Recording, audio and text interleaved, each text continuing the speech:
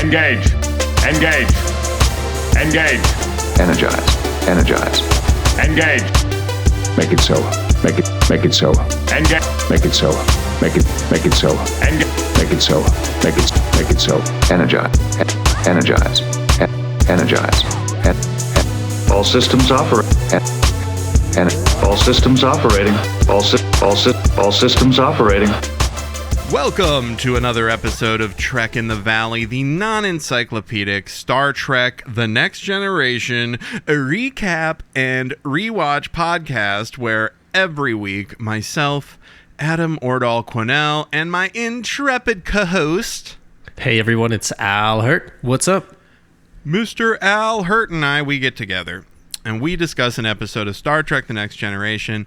If you're brand new to the podcast, go back and listen to the 170 episodes before this. They're fucking good. They sound progressively worse as you go back. If you listen backwards, which is what I like to do to a podcast. When I subscribe to a podcast, I listen from most recent back. And so the quality of the show just gets worse and worse until it's like 2017. And it's like they're recording on computer audio. Anyway, hey, yes. Al, how you doing, man? Doing well. Just getting excited for the cup and all that since it started. And yeah. Let's see what else. FIFA NBA finals. FIFA, that's notoriously cool. Good organization to support with your time and money. Not calling you out, but it is funny with like FIFA and the Olympics to see people like get super excited about it or whatever. It's like, well, you know, like I wish I could correspond. I wish I could like do the math and figure out like how many World Cup LA tickets corresponds to how many like displaced unhoused people that they had to fucking kick out around the stadium. Like, you know, they just had people out there with like cattle prods for like the last 6 weeks going, yeah, get out of here. Yeah, bah, bah, bah. You know, no, it's crazy that you bring that up because. But no, football, it's great. It's the world sport, you know. No, and in Mexico, that's going on too, where a bunch of teachers and students are protesting because they're like, yo, the government won't spend a dime on education, but they rolled out all the stops for the cup.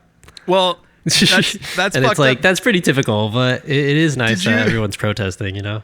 Did you see this story when FIFA was pitching to Los Angeles? They were pitching to all the cities like Chicago and LA and shit. And FIFA was like, we get this revenue from the stadium, from the streaming, from the FIFA watch parties. They get all this revenue. And the person that represented Los Angeles was like, what do we get out of it? And this motherfucker from FIFA said to somebody in charge of how Los Angeles, California spends its money, they said, oh, we'll put your city on the map. What the fuck, right? Dude? Like that's like telling The Rock that he'll do your movie for free for the exposure, you know, like it's absolutely fucked. And so that's just like, I hate organizations like them in the Olympics who just fucking push people around and they just bonk people on the head. But I'm not trying to yuck anybody's yum because a lot of the folks I respect, yourself included, are like paying to go. Like a lot of people I know are going to the games and shit. Jeez. You know, like not in the US, but I know there's some podcasters I listen to that are going to games in Canada. So it's like I can't be too much of a like an anti-capitalist fucking shit about it. No, but it is. I think everybody wants to take a break mentally, you know, from everything that's going on. Yeah. And I think that it's a lot of my hatred for the Olympics committee boiling over into the World Cup. Because FIFA's rough too, though. No, I know. Like, but they're both in the same sense international sports entities that are just corrupt as fuck and like abuse everybody that they come in contact with. But I definitely know that it's okay to like football still / soccer. And you got it. So it's the thing every 4 years, just like the Olympics. That's how evil the organization is. They can't do it every year because they have to like extract the souls of people in communities leading up to it. It's the hype, you know. They got to get people excited, I guess. How can I fucking talk? I've got an iPhone, you know. It's like I'm recording this on a laptop made in China. That's what was crazy too. There's a lot of people. A lot of people had their phones out too and stuff, and I was like, "This is the opening ceremony when like the people with the flags are walking out," and I'm like, I mean, come on, it's gonna be on TV. Like, it's like you went. People, like, yeah, it's like people who record a wedding on their phone. Yeah, it's like, dude, there's a professional videographer that we, So yeah, well, I think that I'm excited for people who are excited for sport. I'm excited for the athletes to excel. I'm excited to hear about some upsets. But I truly hope that everybody who organizes those events. I'll probably cut that out because we're not behind a paywall. Anyway, that brings us to our first segment of the week. Oh shit! What does Al remember? All right, Al. This week, what just happened just now? You took your headphones off. For people who aren't subscribing to the video, it doesn't exist. What just happened? What did you think you heard? No, I thought I heard somebody talking. Oh, you thought it was like a ghoul or a ghosty or something? It sounded like a little kid, but maybe it might have been you hearing the theme music through my earbuds into the microphone. But this is What Does Al Remember? And this week we're doing a special What Does Al Remember? Because I'm going to ask you, what do you remember about Star Trek IV: The Voyage Home? Was that the religious one, or was that the one where it was like we're all? No, that's the fifth one, huh? Where it's like we're all by a bipedal god. No, that's not. It's not that one. This is the whale one, then. Yes, this is the whale one. Good job. Can you tell me who? Before you get into that, I've got some specific stuff. Can you tell me who directed this film? No. It's one of the cast members. Oh. Was it No, it was Nimoy. Yes. Nimoy, right? See, I knew you would get it of the two. Oh, and this is the one where he's like scaling the mountain, Kirk. It definitely does it open with gag? No, the jetpack gag is in the next 5, one, right? Yeah, the jetpack gag is in 5. It didn't get that silly. This film takes place. This film takes place after the events of Search for Spock. So it's the Enterprise crew, and they are in a stolen Klingon bird of prey. Or not? They don't crash it, do they? They eventually do, I believe. Yes, but no. Remember, so you said it's the whale one. Do you have any idea why there are fucking whales in it? Yeah, I remember it was some funny impending doom deal with like some capsule spaceship that nobody knew about or understood. And then they had figured out through like the whale tones or something that it was able to communicate with the ship. And they had like somehow like used the tones of the whales. And like, did the whales get taken away or something or no? Well, no, I think the whales end up just hanging out on Earth. But yeah, so here's and that would have been too wacky. I didn't look too deep into the synopsis, but I did just do like a what does Adam remember? I like typed out what I remembered of the plot in order so we could do the game. But so there's a probe. Oh, there's like an ancient weird space probe that's like one of the best effects in the history of Star Trek. Yeah, it looks like a big black onyx pillar on its side, and then there's a levitating circle ball over it.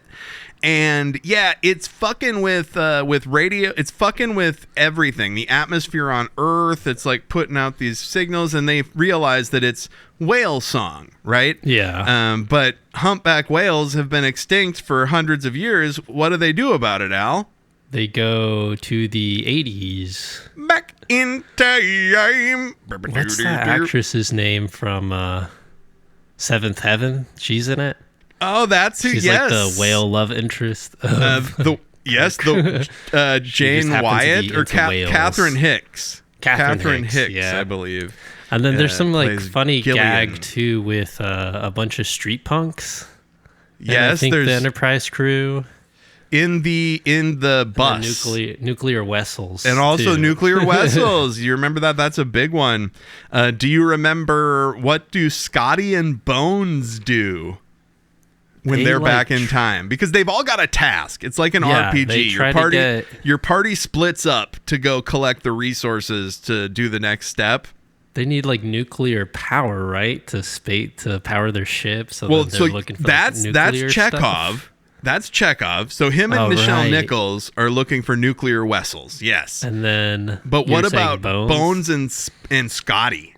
They go to a computer to get like a design of a ship from somebody. Close. But then, no, it was an engine, right? No, it's glass. Oh, that's right. It's they glass. need special glass because they have to make these containers for the whales on the Klingon bird of prey. No, and then the specific thing, though, I remember was that we get the whole funny time machine sci-fi gag of like the inventor doesn't actually like come up with the invention. It's like the said characters that like push him along and like, oh, what about Scotty, this? Scotty goes, hey, look, if you make this glass for us, I'll give you the formula for this glass. And Bones says, but he didn't invent it. And Scotty says, how do we know? Yeah, and so right. like Scotty, I love how fast and yes, we have the classic Scotty picking up the Scotty's like computer, and the computer doesn't respond.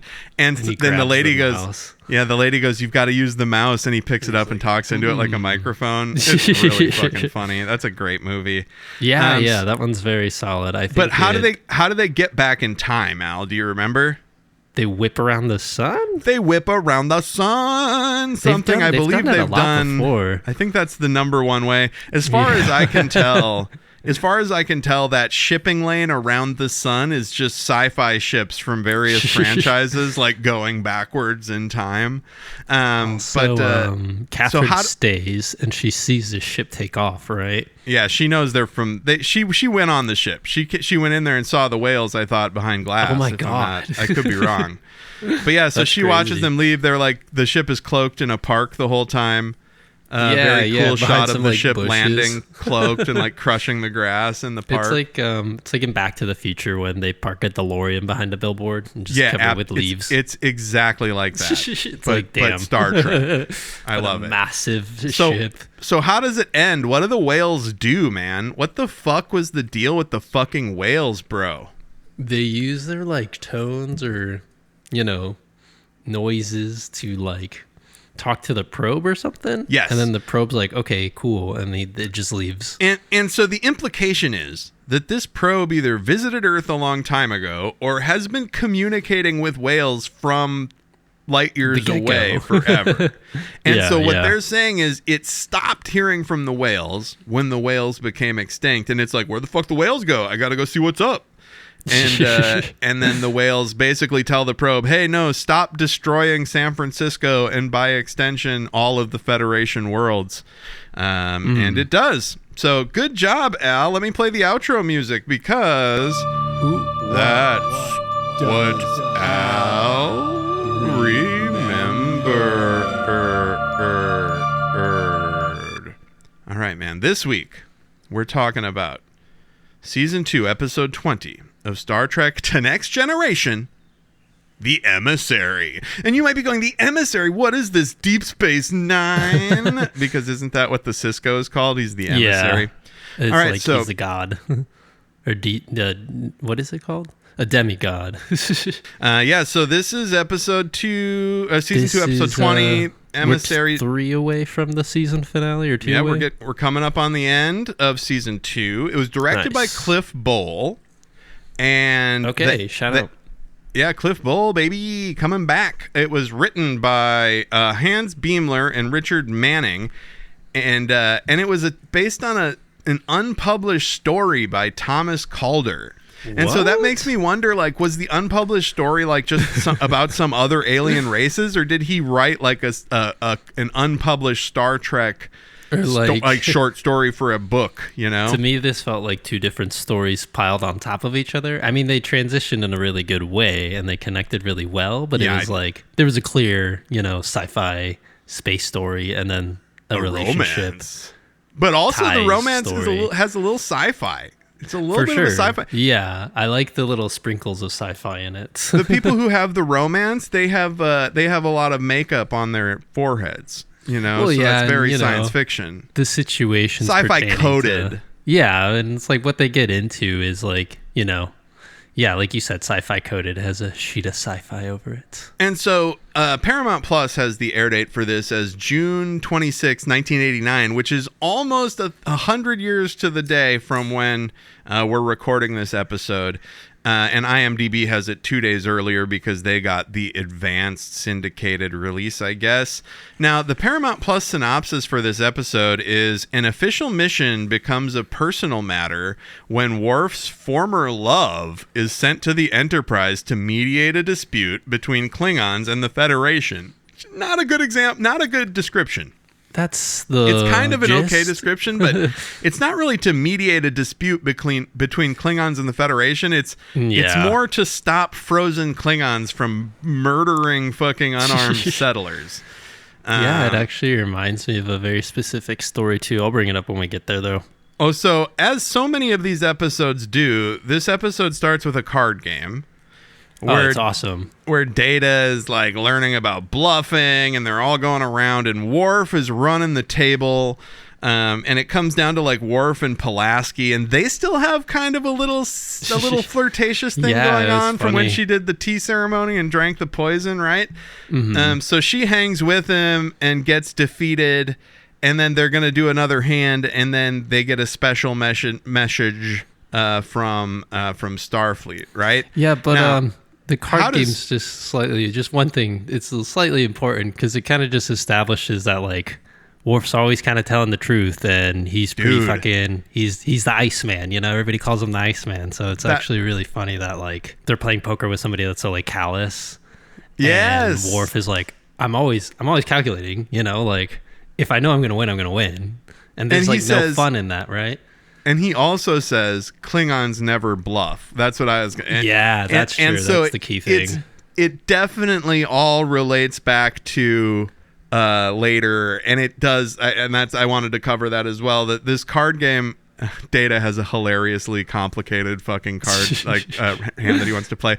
But so absolutely, this establishes Worf's character for the episode. Basically, in case you didn't get it, he's an honorable guy. Klingons don't bluff, which seems like a tactical error. I bet Klingons. I've seen Klingons bluff literally on this show before. So they get what do they got to go to the bridge for? It's like they have an assignment to go find like some probe or capsule, but then like they won't tell them why or what it is. So sort of. And then they find out though it's a capsule, right? Well, here's what's going on. They get an enigmatic signal from Starfleet, and Picard says, "Whenever Starfleet gets enigmatic, I know we're about to face a challenge." And and so the message doesn't elaborate on what's going on. It just tells them that they have to go meet outside the Baratus system. And when they get there, they find out that they do a little Baratus system recap. They're like, first Federation colony was founded here 30 years ago. There's a bunch of primitive colonists on various worlds here. And the probe that you mentioned is they have a special emissary for this mission. And the special emissary is traveling to the Enterprise in kind of a hilariously fucked up way. Rather than having the Enterprise divert their course to go pick up the emissary, they launched the emissary in a Class 8 probe, which is basically like a torpedo-sized thing. Yeah, like a bed. And they just launched it at a coordinates, and the Enterprise has to get there and like catch it like a football throw from the quarterback to the catcher guy. I assume that's what they're called. And it's really fucking funny because they're like, what the fuck? They're traveling in a probe? Meanwhile, people get like fucking shuttlecrafts and stuff that like require a lot of energy and shit. Well, and they say boxes. the big kick is, it's to cut 6.5 hours off the Enterprise's time to get where they got to get. So obviously this shit is important. Get it? But yeah. Picard is such a fucking tech dork too. Like when they're like a Class 8 probe, he's like, you'd have to take out these things from the probe and put in a life support system, and there'd be just enough room for a person. Yeah, right. Yeah, and so they see something traveling at warp 8. It's the probe. They do this really cool digitally remastered special effect where the probe and the Enterprise kind of go the same speed. And at first I thought, what, did the probe just stop next to the Enterprise? But it's no, I'm an idiot. They're both traveling at super high rate of speed. Enterprise slows down a little bit. How do they get it? How do they get the probe? You'd think they just grab it you'd think they just beam it, transporter, but they can't because they're moving at warp. So they just kind of open the hatch, right? No, they grab it with a tractor beam. Oh, that's the tractor beam, engaging tractor beam. Geordi actually comes down from engineering, and he's like, transfer engineering to the bridge. Like, oh shit, shit is serious, dude. When Geordi's fucking transferring engineering to the bridge, what? Oh, and then they use a transporter beam, right, to beam her in. And they don't That's how she's introduced. You would think they would just beam. Here's the thing. Normally, they would just beam the person over, I think, from inside the probe. That's what I was thinking, too. Like, she would have just been like, hey, what's up? But that's not a dramatic reveal. Right, that's not you're opening the torpedo, and then she takes the mask off. And the Klingon, it's a Klingon envoy. Okay, wow. And it's a fucking lady, double wow. And her name is Kilar. Riker greets her in Klingon, which is funny because she's like, you speak Klingon? And he's like, a little. It's like Klingon seems like the most insane language to speak a little of. Now, she doesn't seem like a typical Klingon, right? She's like... Yeah, she kind of has more personality from the get-go. She's bubbly, and I don't mean that in a reductive way, like how you would describe like a bubbly, like stereotypical disconnected lady character. Yeah. Or whatever. No, she's like, but for a Klingon, she seems like she's very up and at them and positive. And she said Klingons are not supposed to mind hardship, but traveling in that coffin fucking sucks. Yeah, and Pulaski just kept repeating like, your vitals are weird. They're different. They're unique. Oh, what's with your vitals? Because... Dun dun dun, I'm half Klingon and half human. What? Half Klingon and half human? Man, how did a human survive Klingon sex? Well, actually, I know how. It's because her mom was the Klingon. Or no, her mom was the human. Yeah. Right? So, like, if her mom had been the Klingon, there ain't no way a human dad's gonna fucking survive sex. But I guess she could still get pregnant. Anyway, when then our resident Klingon comes into the transporter room and what? Worf recognizes her. Like, actually no, they don't. It's not in the transporter room. This is they go to the conference room. Yeah, they go to the conference room with the senior staff, and she's like, "Oh, hey, it's been a while." And everyone's like, "What the fuck?" Yeah, so and she goes, "I've missed you." It's a great scene because they silent. They introduce her to Worf recognizes her right away, right? Oh, for sure. But Picard introduces the rest of the crew, and then when he gets to Worf, she just fucking goes right at Worf. Oh yeah. And Worf gets a little bit less than professional, and she's like, "I missed you too," and we cut to Act 2. Everyone's surprised. Everybody's like, "Wait, Worf?" Knows. First off, Worf knows anybody. That's weird. Yeah, it seems seriously. very off-putting. So then we cut to they let you sit with that for a commercial break, right? That, oh my God, Worf knew a lady. My God. And then we come back to Act 2, and they got a message from a Klingon ship called the Tong that's been out there for 70 years, right? And it's got a bunch of frozen Klingon warriors on it, and they're gonna unthaw. And they're gonna be like, we gotta do war. We're at war with and they're gonna unthaw in a planetary system with a bunch of not very well defended Federation colonies. Yeah, right. That too. And they're like, well, why can't we just send a Klingon ship to figure it out? And why can't they send a Klingon ship, Al? The Klingon ship is 2 days behind them. It's just too far away. They can't risk it. The Tong crew can take several Federation outposts. But actually, I was going to say, it was funny because it did remind me of a story that I learned here a couple of years ago. There's this Japanese World War II soldier called Hiro Onada, and he spent 30 years on the Philippines island and was like still thinking World War II was going on. And I was like, oh, cool. This kind of pertains to this, but it's 70 years. Yeah, there was lots of people in the hills that thought the war was still going on, and they would drop flyers saying the war is over on those areas. But yeah, so Kilar, the Klingon, right?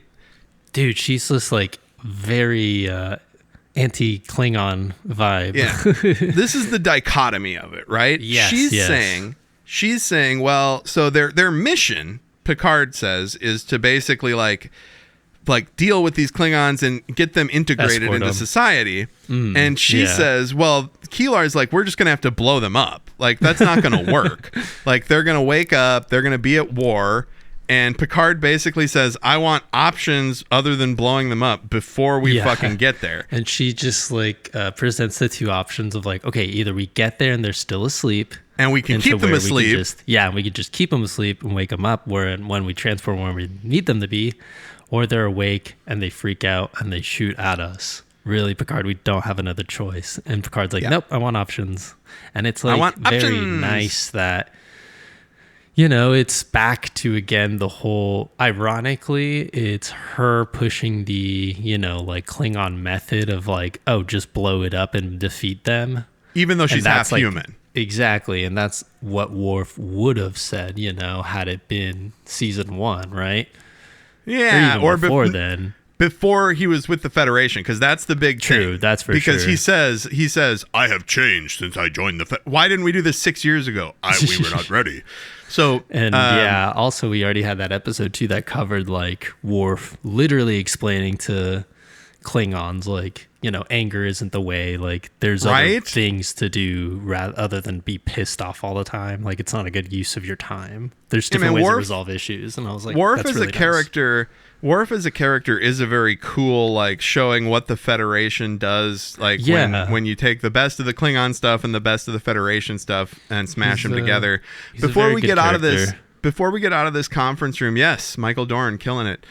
Before we get out of this conference room scene, everybody leaves except Worf and Picard is like, hey, you got to escort Keelar around, and he goes, perhaps I think Riker or fucking somebody else would do a better job. And Picard goes, is there a personal reason you don't want to do this? And he goes, yes. And he goes, is there a professional reason you don't want to do this? And he goes, no, I withdraw my request. And Captain's like, damn right you do, motherfucker. You're my chief of security. Imagine something that instills fear in a warrior as a warrior as strong as Worf.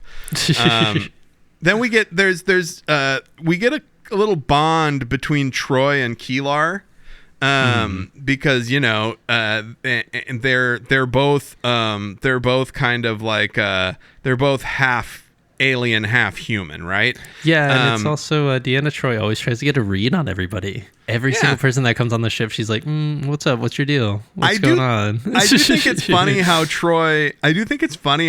Starts by saying, "I didn't know humans and Klingons could produce a child." Like, what the fuck, dude? Like, are you calling me a liar? Are you calling me a fucking? You were just talking about it liar? too. You were like, well, how would they? I mean, it would be a human woman and a Klingon man, right? Yeah, they would just. Yeah, if it was the other way around, the Klingon man would be like destroyed. That's the kind of conversation you start at, like, 10 forward, not in the hallway.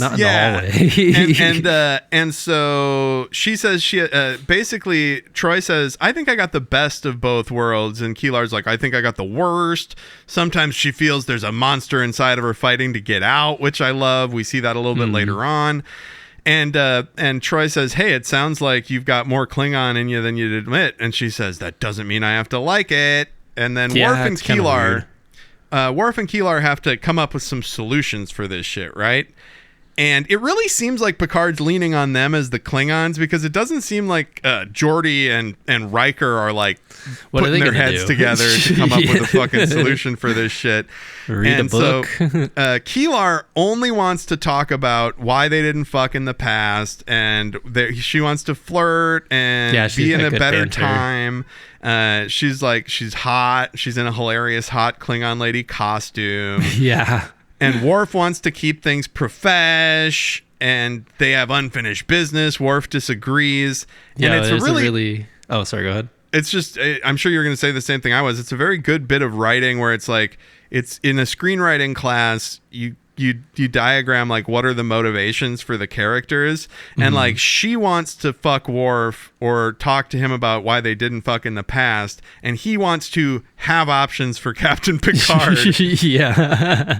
And it all comes to a head at the end. They're arguing, and she says, there's actually a really good line where it's like, "You're not even looking at me, Worf." And Worf's like, "I'm already aware of your appearance." Yes, that's a fucking good one, dude. She so says, funny.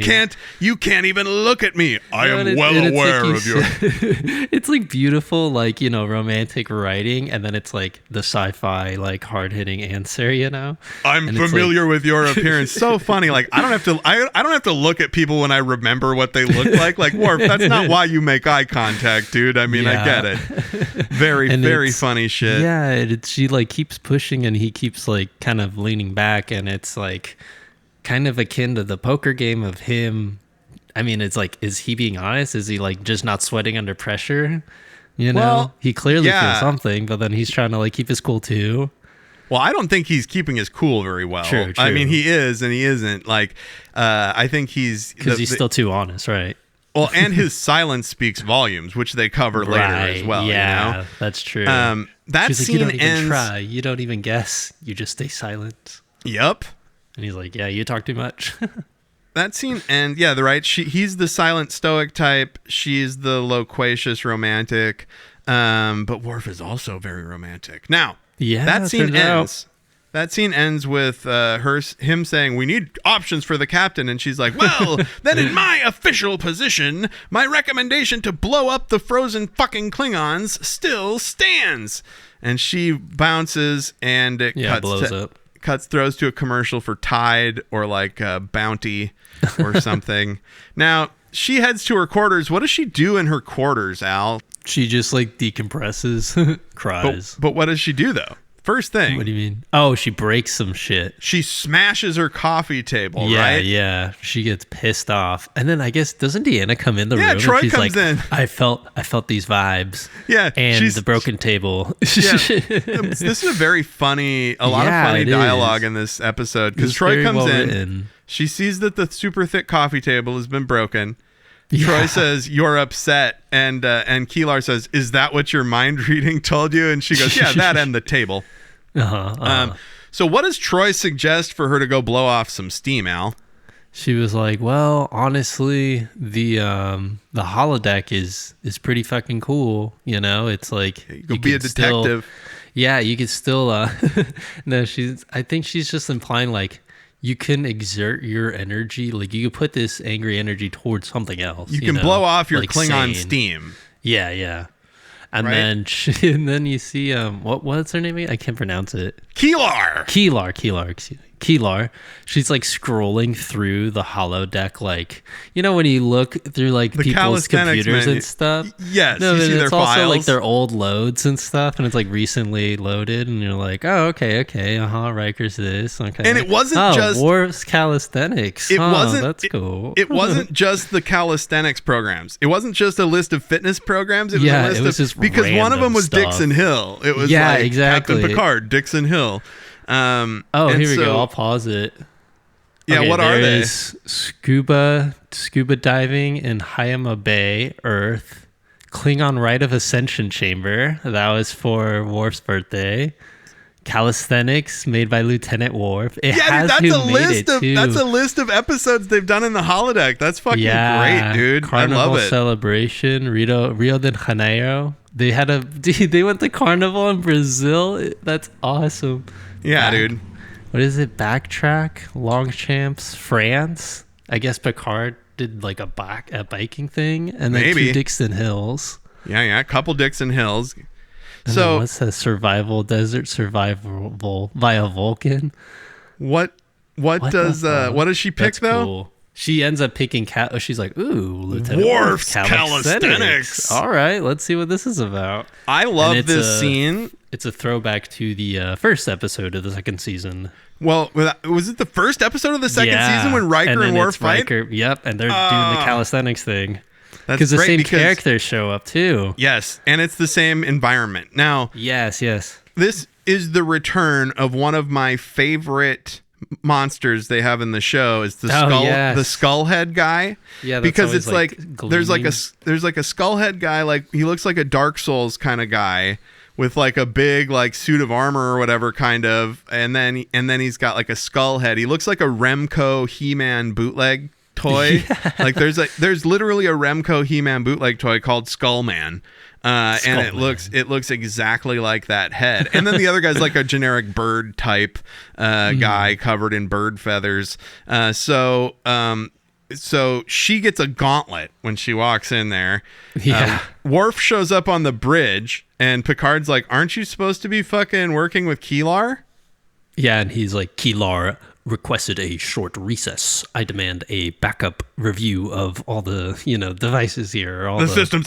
We have to check the backup systems. We might have to fight these Klingons. And Riker's like, I just checked. We're fine. We literally checked those. We checked them already. And and it's funny too, because I'm sure it's like a manager kind of vibe or experience, when like Picard goes, okay, like, what's going on?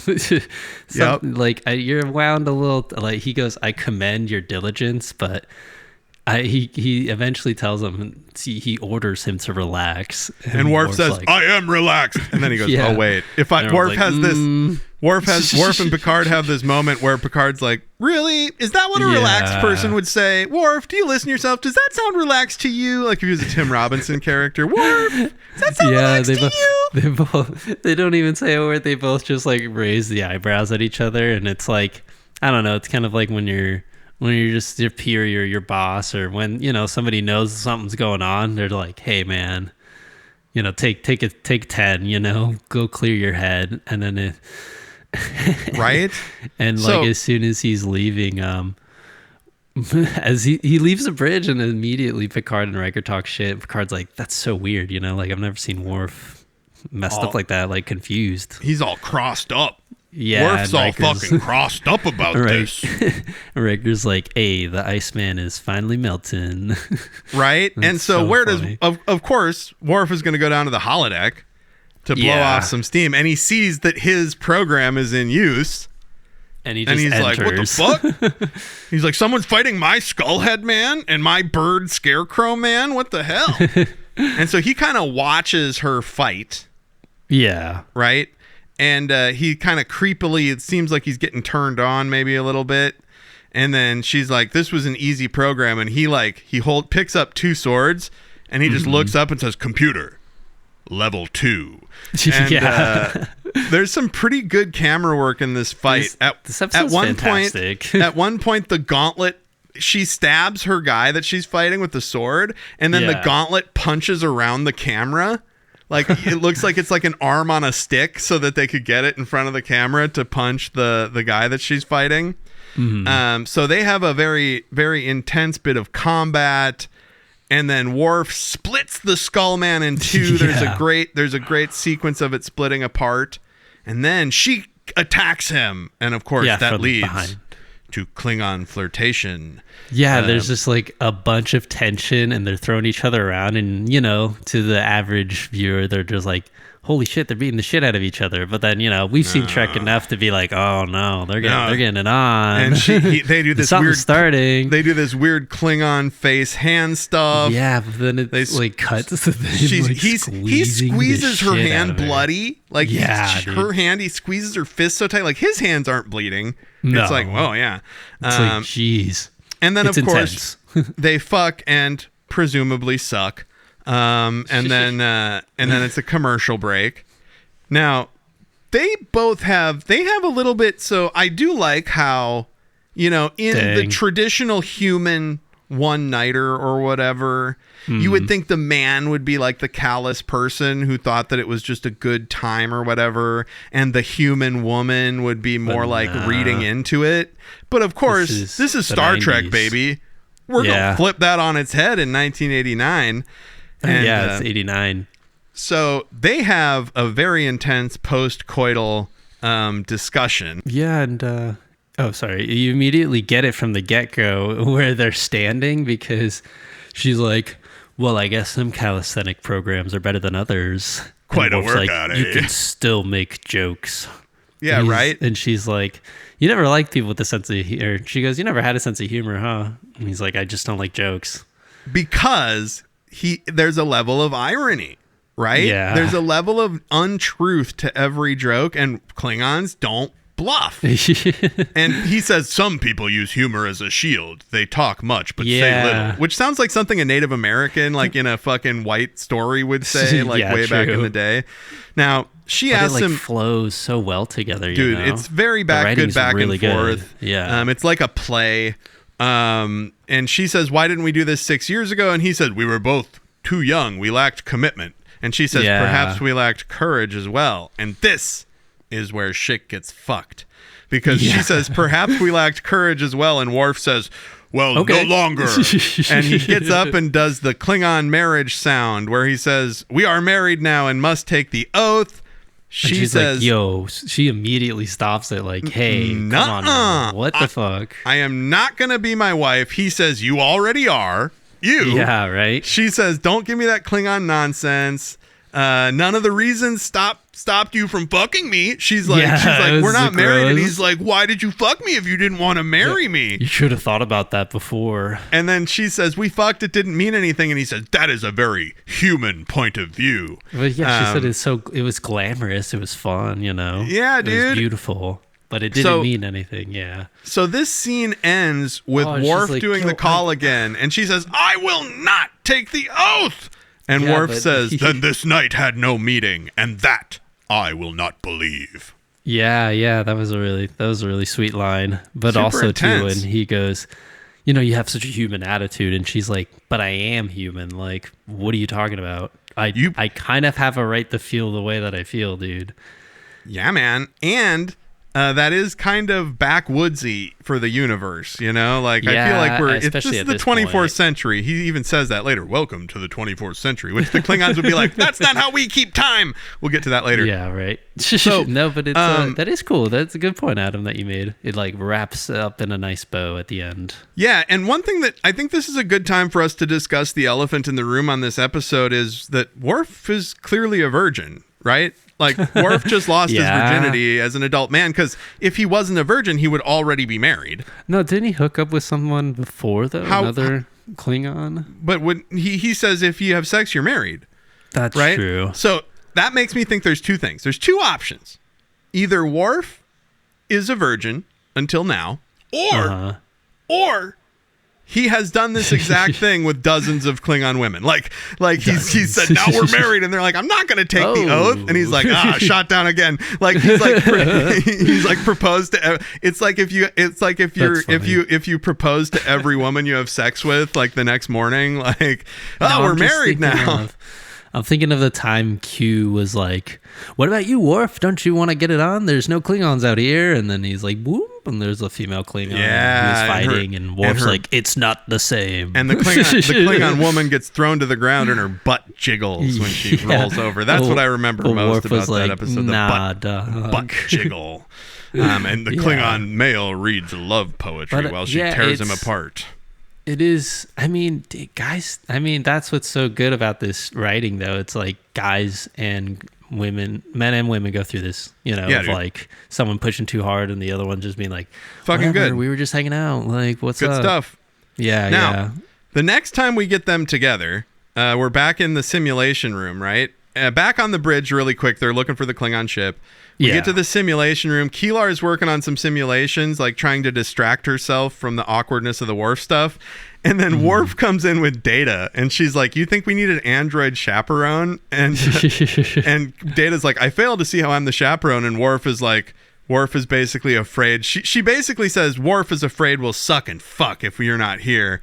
And he's like, oh, jeez. So this is where they have a fucking little bit of an argument about the fact that they had sex and then wouldn't get married in front of Data, right? Seriously, it's a very personal conversation. And it's a great line. One of the great quotes from the episode is Keelar says, poor android. Android, who do you find more perplexing right now, humans or Klingon? And Data says, at the moment, I would find it difficult to choose.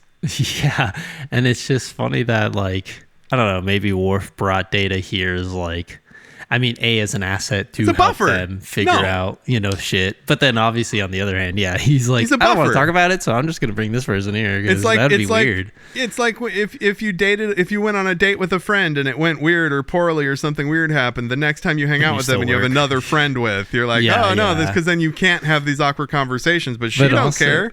Yeah, but it's also Data, you know? It's like, why would he care? Maybe he'd store it in his memory banks for, like, reference, but that's about it. It's not like he, like, is gonna embarrass other people. I mean, he has embarrassed himself and stuff, but it's like he's just an android, you know. Oh, definitely Data would say whatever they say to him to other people. Like, you know, they definitely Data would be like, I observed the Klingons fighting earlier. So now we get to the conference room. They've had all this time to come up with options on their way to find the Klingon ship. What did they come up with, Al? What are their options? Well, they're still gonna pretty much adjust. Kylar's still banking on the fact that they're gonna attack, and Picard goes, well, shoot, can we like disable the Tong and like disarm it, sort of? Yep. And Kylar's like, no, it's no use. The captain of the Tong's gonna, you know, fucking kill itself. It's gonna self-destruct. And Worf says Klingons don't surrender, which also goes back to his conflict with her, like she's surrendering, right? And Picard doesn't accept that they must kill the crew of the Tong if they are awake. But they do also have the first option. They still kind of think, hey, maybe we'll get there and they'll be asleep. Wouldn't that have been a funny ending of this? They're like, oh. They're like, oh. I guess it's all right. And the end is just like more Worf and Keelar having sex.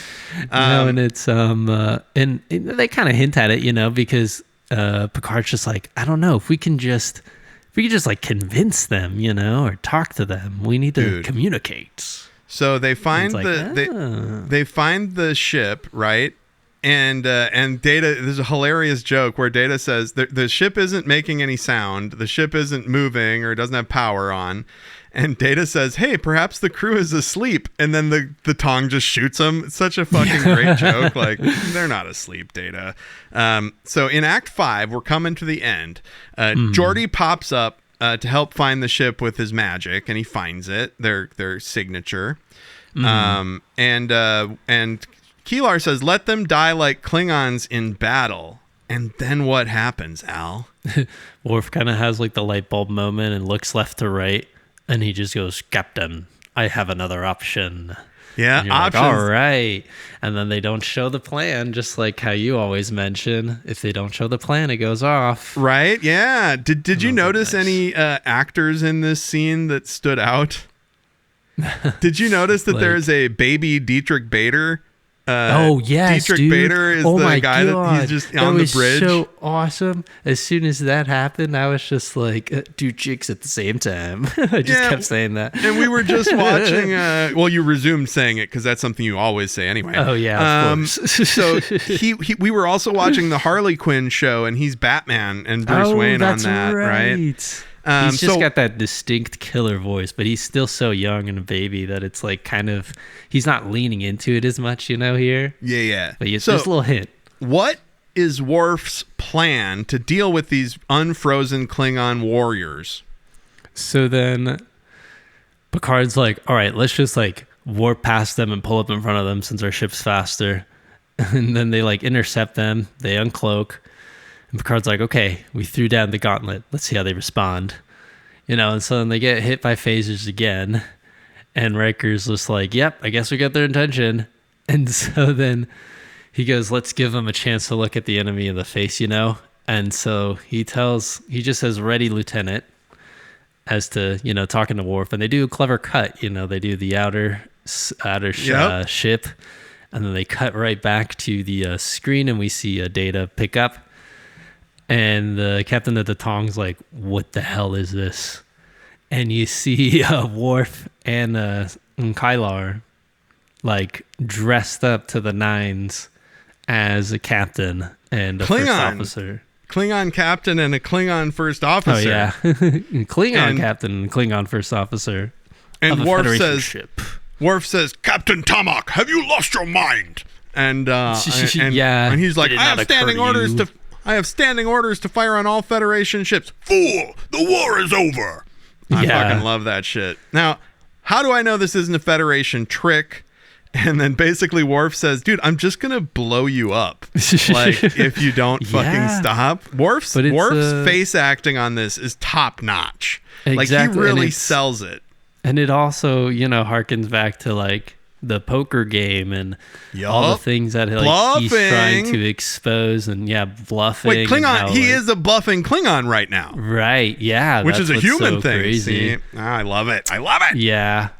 And I think he just like realizes the benefits of, just giving a little fib so then lives are saved, right? Yep. And then Keelar beams over to integrate these clowns. Dude, That's the plan. She went from like eradicating them to like, well, I guess I'll just teach them all of our culture in 3 days on the ship. Yep. Picard It's crazy. gets a good. I'm like, damn. Picard gets a good moment with Worf where he says, "Well done, very fine first command, Lieutenant." Yeah, very he's like, fine. that was cool. And Riker was like, how was it, man? Wasn't it dope? And Worf's like, comfortable chair. Yep. Worf says, "Comfortable chair, Captain Chair." Now, we get to the transporter room, and Worf and Keelar go in there, and Worf is like, "O'Brien, get the fuck out of here." Yeah, Leaves O'Brien's them. like, what do you mean? Oh. They have a very sweet moment where, O'Brien's like, "Oh, I get it." Yeah, he like, she's third like, what are you wheel, talking bit about? of a fifth wheel. I get it. Yeah. So she says last night did have meaning. We're about to, and he's like, goodbye, and she goes, "That's all you want to say?" And he's like, No, "What?" she goes on the transporter and she turns around and hits him with a, you're just gonna go and let After me leave everything that's happened between us, without saying anything. Yeah, and Worf's like, I mean, I don't know. He just kind of shrugs. He goes, what is there to be said? And she goes, "Nothing, everything. We're about to go our separate ways again. Doesn't that disturb you?" And he says, "And that disturbs you." And so she says last night did have meaning. She was tempted to take the oath. It scared her. He's like, "I've never felt this way before. She's never felt this way before." Right. They clasp hands. They clasp hands like the sexy predator meme. Like the and before she beams out, he goes, "Keelar, I will not be complete without you." That's so sweet. Did you know that eventually, spoiler alert, Keelar has his baby? What? That is Alexander's mother. In fact, she might be pregnant now. Oh, yeah, that's right. Yeah. So that is the Emissary. What did you think, Al? This is definitely one of the better episodes of the season, for Banger sure. alert! One, it completes your requirement. It all takes place on the ship. Hell yeah. There's no planets. Got a hell yeah. Also, we got like really like actually decent romance writing compared to like the shitty Deanna Troy and that random guy. And yes. we can't marry each other. Like those scenes were rough. More rom-com, less soap opera. Soap opera, yeah, exactly. This definitely felt more rom-com, and like the conversations felt really, I guess, human, real. It felt like actual conversations that like, the whole write what you know stuff, and they're pulling from their own experience of like, going through it with people or just passing by and work and stuff. It also reminds me of that movie. It's absolutely fantastic. It's called Past Lives. Oh, I haven't seen it yet, but it's on my buddy's amazing, Plex. Gotta check it out. You should definitely watch it with Brittany. Like, it's intense. It is very intense, but it's like a very extended version of this, basically. Cool. Whereas Klingons? like, the cleverness of but it's like the cleverness of I guess with the writers of Trek is that they got an episode length to do it and to like do it in so many scenes. I will say it is funny because at like the 30-minute mark and stuff, you see what is it? You see Worf and Kylar like talking in the chamber or in the holodeck after they had sex and all that. Yep. And it's like, okay, wait, what about the mission? Like you kind of forget about like why they're even flying over. It's like such a thing in the background that it's like they kind of tie it all together in the last like 8 minutes. And it all feels like one story. That's true. Yeah, I think it's really good. All the Klingon stuff relates. I love that it's based on an unpublished short story. That too. I love the return of the Skullhead Hollow. I love that Worf suggests humans are slutty. I love Dietrich Bader on the bridge. Worf was a virgin. What else? This isn't as cheesy as well as the stupid Sinbad pirate asshole that stops by. Yes. With the jewel and stuff. That was more cheesy, but I did kind of like finally that get still, like yeah, but I don't know. It's like compared to that felt like, a first generation, those old scientist type writing, whereas like this one felt like, okay, this is the big boys, the real deal, Well, so how many Skullhead Hollows do you give this out of 5? Oh, I would definitely. I was gonna say 5, but 5? it's like Oh very my close. God, like a your first 4 perfect score? Yeah, this might be like, well, no, it's like a 4.5. I think it's heading to, we're getting into season 3 and we're gonna get like the really good stuff, the cream of the 3, crop. 4, 5, 6, you know. But Well, as well as that, I did like, I was gonna mention the fact that we see, you know, that the old writing is like, you know, with the past and stuff, with that Sinbad-ish episode and stuff. Yes. Whereas this one, we get a good fresh perspective of like a new person that's coming onto the ship. Granted, she doesn't hang out in 10 Forward and doesn't hang out with like Geordi and fucking what's that kid's name? She's got That her dude's sights not. What's that kid's name? He's not in it. Wesley, no Wesley. She's God, no laser Wesley. focused. There's no Wesley saying, "How do Klingons Yeah. fuck?" Troy kind of plays that exactly. role. Who are your parents? You know, I'm gonna have to. Exactly. I'm gonna give it a 4, and I thought that was a great score. I was like, man, I'm gonna knock it. I'm gonna knock Al's socks off. But 4.5, I really yeah, like this. Yeah, it is a perfect episode, and it ends with them having an interesting and fun solution.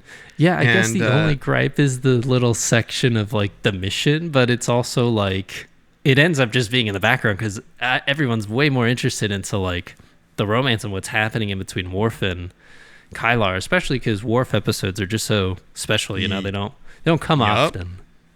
Yup. Well, you know what? It was great talking about the Emissary with you, Al. That brings us to our final segment of the episode. Captain, Adam and Al are recommending things. I repeat, Adam and Al are recommending things. What do you got to recommend for us this week, Al? I think I already recommended it, but Hollow Knight. Hollow I'm still playing Knight! that. It's absolutely amazing. Wait. It's like Dark Souls had a baby with Castlevania. Yeah, Brittany is playing Hollow Knight 2, Silksong right now. 2? Yeah, Oh, she's nice, playing nice, Silksong. nice. That's the sequel. God damn. Yeah. Yeah, I just got I got PlayStation Plus for 3 months for the summer and stuff, and I was just Man. like, oh, cool. I'm just gonna just dump it on a bunch of games, free games to play real quick, and then just dip.